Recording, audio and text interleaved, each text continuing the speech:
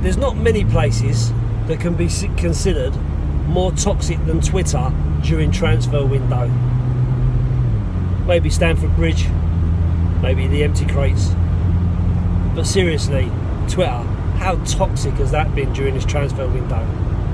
Now, me personally, I hate the transfer window.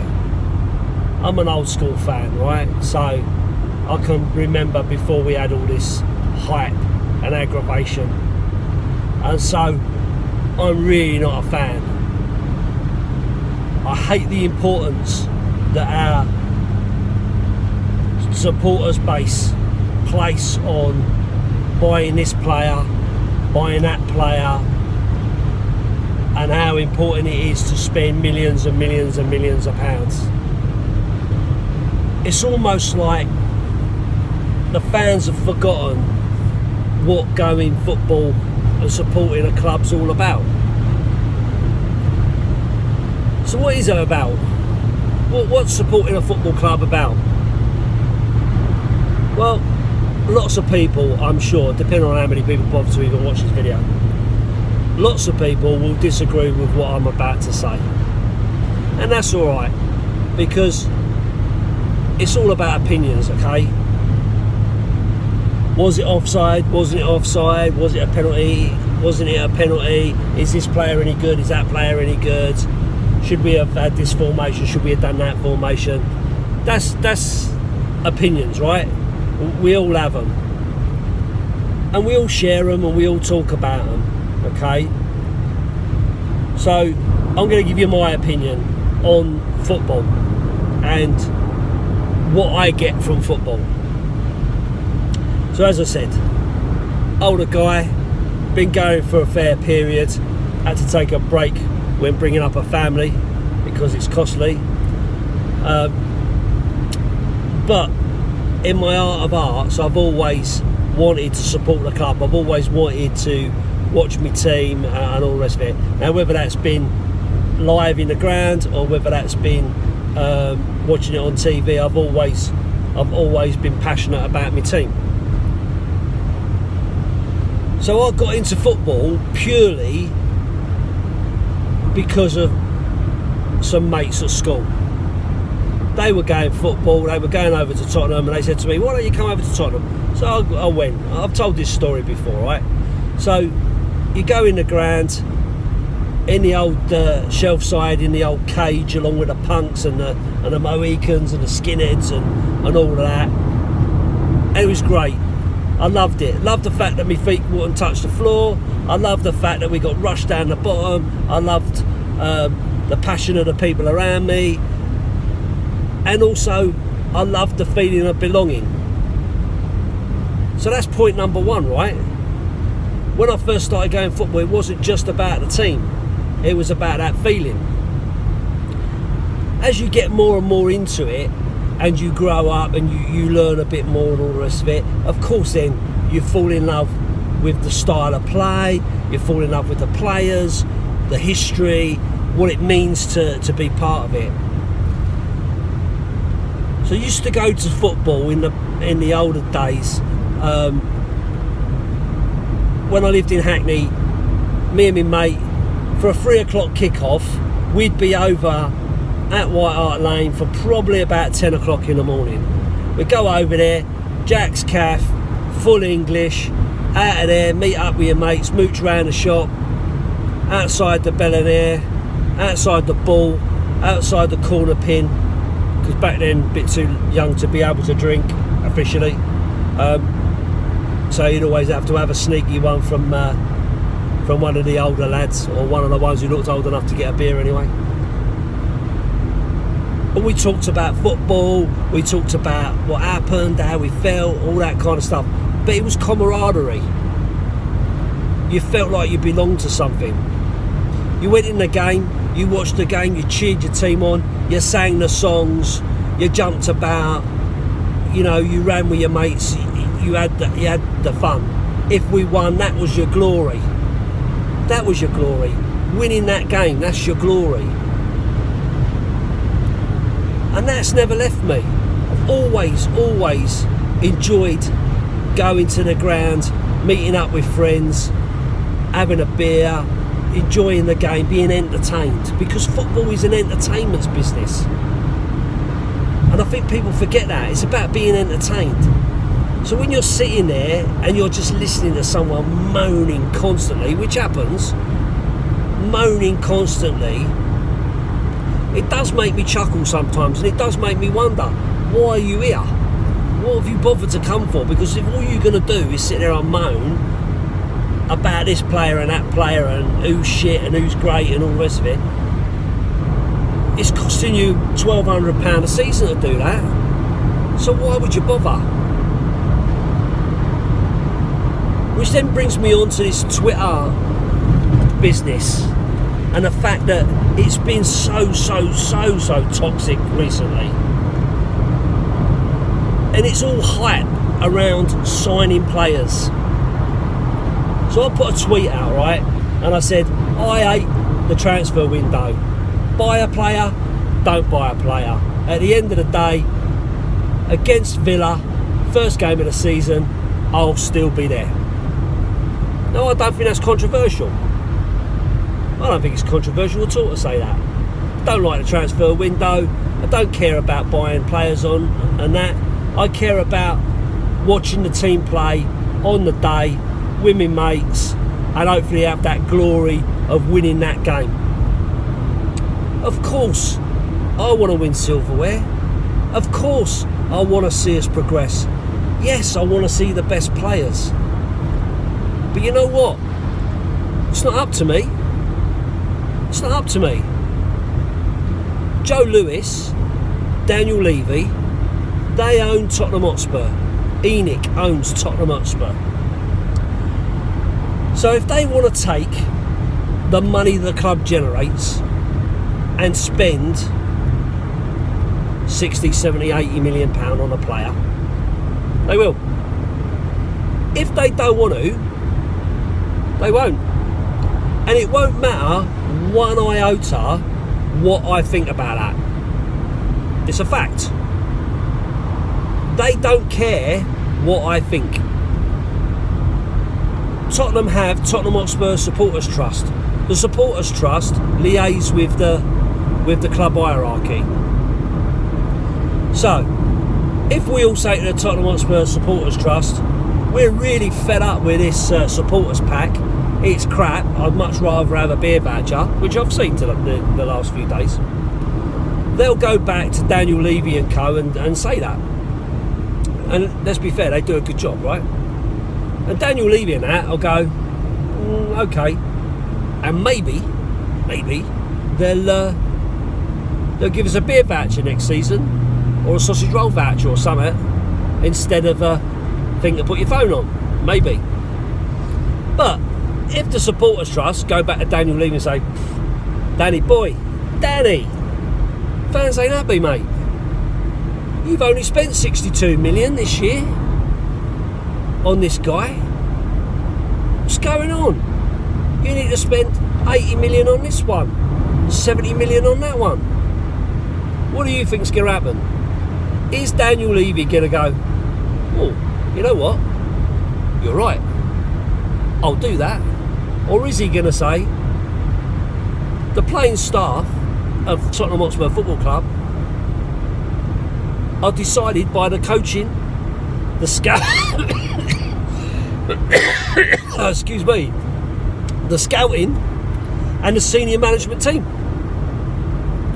We put out a product on the pitch to encourage fans to come and watch us. If what we put out on the pitch and the players that we invest in aren't to your liking, you don't have to come. We'll get someone else to buy your season ticket. Because believe it or not, there are thousands of people out there waiting to get a season ticket. Or if not a season ticket, they're waiting to come and buy your seat. But that's not all. Ultimately, every single football team in the Premier League does not need fans in a stadium. Don't need you. The money that comes in through TV is more than enough. So they don't need you. Having football played in a stadium without fans is a totally different prospect. Get that? And I'm not advocating that any of this is right. But what I'm saying is, let's have a reality check. Daniel Levy or any other chairman doesn't need you in their stadium. Yes, it makes more money. Of course it does. What you spend behind the bar, what you spend in the merchant shop and all that adds to it. But ultimately, in terms of the actual football, they don't need it. So the reality is, they're not really bothered whether you want to spend 80 million or 100 million on a football player. What they're interested in is what makes the club secure, what builds for the future, what makes a profit for the club that's sustainable for the longer term, right? So they've bought the new training ground, built this new fantastic training ground. They've built a fantastic, and it is fantastic, new stadium. They're also investing heavily in Tottenham as an area. New apartments, new business blocks, a hotel, the new station, and so on. So this isn't just about Tottenham Hotspur Football Club. This is about a bigger picture. So what we've got to remember as fans is our relationship with our club is different from anybody else. It's different from the players because the players are employees. They come and they play football. They can be sold at any time. They can get a better offer at any time. So they don't hold a loyalty to the club. Very few. Maybe your likes of Harry Kane, who is a Tottenham fan, or Harry Winks as a Tottenham fan, will want to stay and be part of that longer term, right? But that's rare. That's not always the case. And those guys don't get lauded anyway. Let's be fair. Harry Kane gets more stick than anybody, even though he's a Tottenham fan and a Tottenham boy. So there isn't no loyalty in that. The manager and the coaching staff, they're just employees as well. They're invested in it because they want to see that project go forward. But they're looking at it from their perspective, what they think is right, what they see day to day. So they work with the players.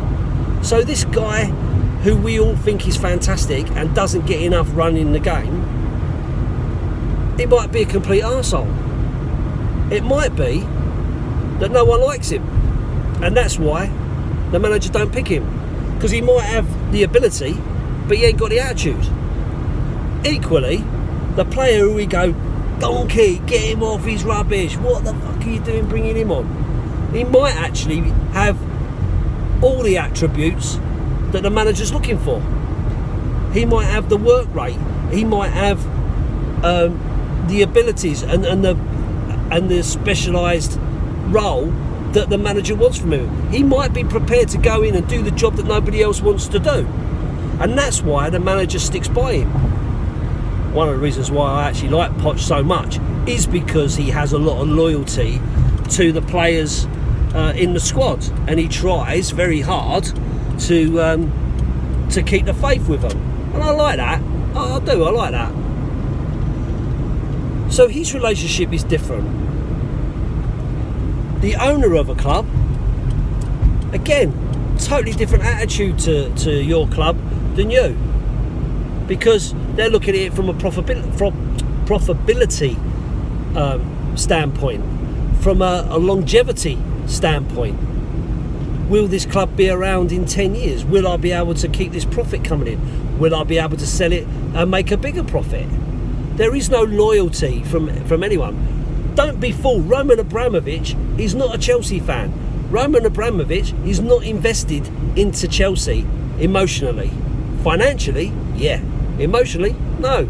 Same as his mob who are in charge of Man City. Do you think they're actually Man City fans? Of course they ain't. It's just an investment. It's a plaything. It's something that they can spend their money on and enjoy it and take the kudos from. But as a fan, it means everything. It means everything to us. We love our club. It means the world to us. We are more likely to change our wife than we are to change our football club. It's a fact. How many Tottenham fans out there, or how many football fans out there, have got tattoos of their football club compared to the tattoos of their wife's name, for instance? You know? So, you know, I get it. I get why we get so invested into it. But the reality is, we only have one small part to play. We might not like it. We might not like that we don't have the ability to influence more. We might not. But it's a reality, right? So, when I put out my tweet that I mentioned, I had a response from a guy. And like I say, this is his opinion. I've got no problem with his opinion whatsoever. And he has made some valid points, because it wasn't just a one reaction. We actually conversed a few times, right? But his reaction to me was, and that's the reason why Daniel Levy will keep fleecing you and us as fans, because of your blind faith. Okay, so this guy decided a long time ago, as he put in his tweet, not to give Daniel Levy a penny more of his hard-earned cash. Fair enough. If that's what you believe in, you've gone the extra mile and you've said, that's it, I'm not giving Daniel Levy any money. So, don't go to games. Doesn't buy any merchandise. Doesn't subscribe to Sky, BT Sport, or anything like that. So my question to that guy really was, well, how are you a fan? How are you a supporter of Tottenham Hotspur? Because all you're doing all day is sitting on Twitter moaning about Daniel Levy not spending hundreds of millions of pounds of the club's money. And even more so, Joe Lewis's money. It's his money. Don't have to spend it. So, in the same way you don't have to spend it to go and watch the match, he don't have to spend it to go and buy players. If you want to look at it from that point of view. So it comes back to the same point. If you don't like the product that you're being sold, you don't have to buy it.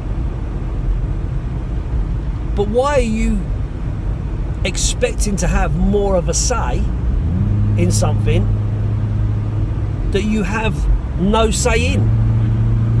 Why? It's not going to make any difference. Most people that are sitting on Twitter behind their keyboards or on their smartphones had never heard of this Ndombele player until we were linked with him. Most people don't know who Lo Celso is. I didn't. I still haven't seen any of his action. I'm not the sort of person who sits on YouTube looking for snippets of players. There are people out there who are far better informed about these players than I am to say whether they're a good player or not. Okay. But if we don't buy him, I'm not going to cry about it. I'm still going to go and support my team, because I'm a supporter, I'm a fan. I love Tottenham. I don't love Maurizio Pochettino. I don't love Harry Kane. I don't love Dele Alli. I support them. I love the club. So whichever way the club's going to go, unless I can change it personally, I'm going to accept it, and I'm going to keep supporting the club. We've had some dark days as a club, and we've had some good days as a club. Either way, it's going to be what it's going to be. I'd much rather have Daniel Levy and Joe Lewis in my club than Mike Ashley or the Glazers, to be fair. But that's just me. And I'm not trying to convince you that I'm right. I'm not. I'm just putting my point of view. So to combat this, I decided to take some time out of Twitter, because it was getting me down. If I'm honest, it was getting me down, the stupidity of it all. You know, people crying out, just sign someone, just sign anyone. Why? What difference is it going to make to you? Mauricio Pochettino will work with the squad that he's given. That's what he said. It's all been taken out of context. Of course it has, because that's the media, right? The media love to hype things up. They like to give you that little tagline that's going to get you thinking about it. But Mauricio Pochettino has only ever been a coach, essentially. He coaches the first team. That's his role. That's what he likes to do. He picks the team.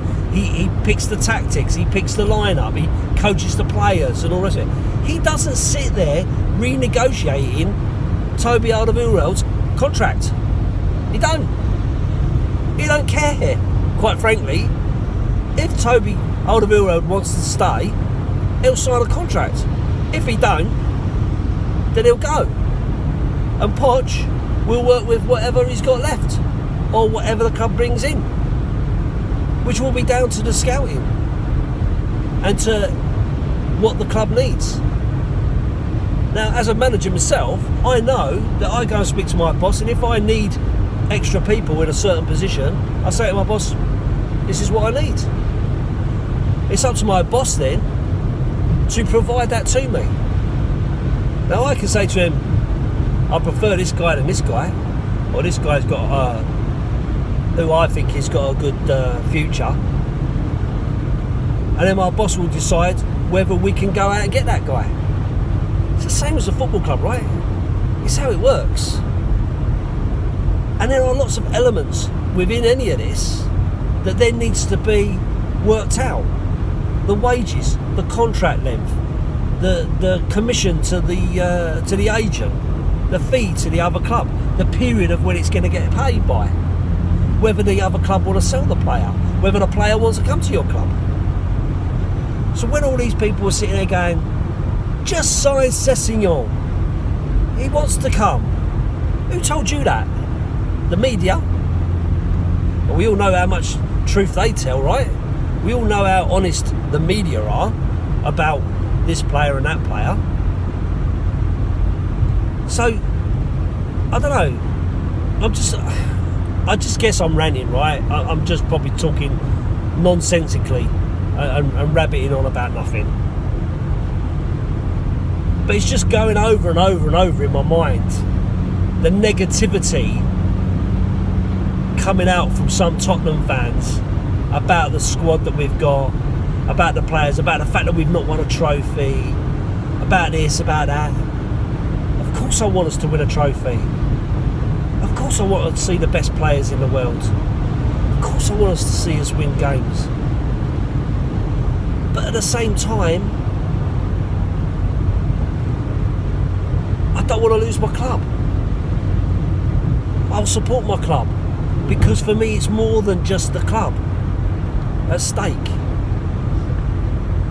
It's the whole community, it's the whole togetherness.